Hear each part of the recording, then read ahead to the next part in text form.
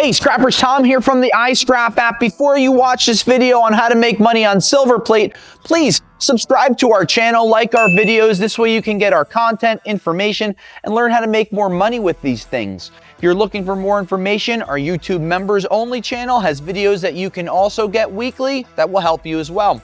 Now here I have some silver plated material, and a lot of people ask us, Tom, is silver plated worth more than regular scrap? Yeah, and the answer is yes. Now when you have silver plated material, it's how you sell it that matters. If you come to my scrap yard with 2 pieces, I'm gonna buy it for whatever the material is underneath. How do you know that? You can take the file, you can scratch away, and when you see afterwards, you see that nice red color. So this is a piece of copper that came into the yard.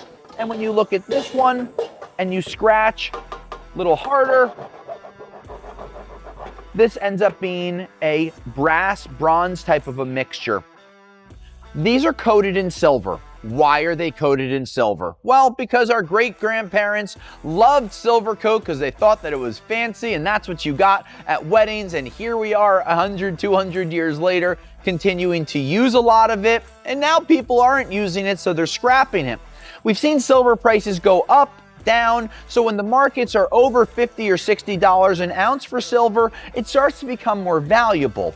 But when you start to look at these metals, there's such a small amount of silver on here. That's why it's hard to sell these things in small quantities to scrap yards, because they're probably not going to refine it for the silver.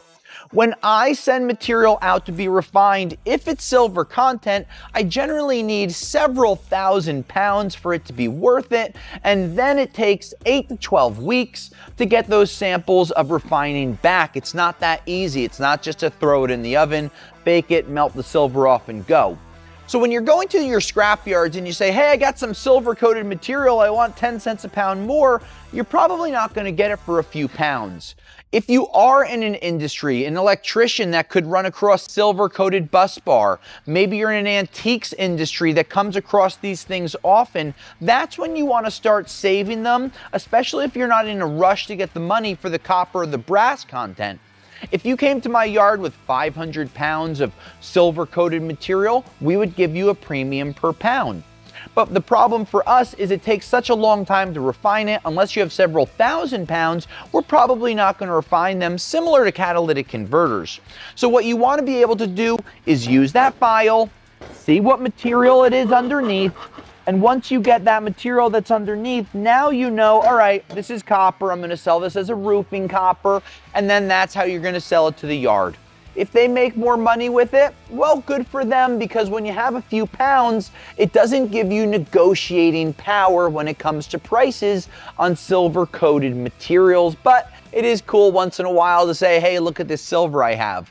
Believe it or not, as silver prices went up in early 2026, I saw a lot of people going to antique shops and thrift stores and finding these items on the shelves because they could strip the silver off. Again, some people like playing with chemicals. I'm not one of them, so if you are interested in doing it, some people will strip the silver off, but again, it's very difficult. It's kind of like stripping the gold off of circuit boards. You can do it, but it's a bit of a pain in the butt to do it, so just watch what you're up to.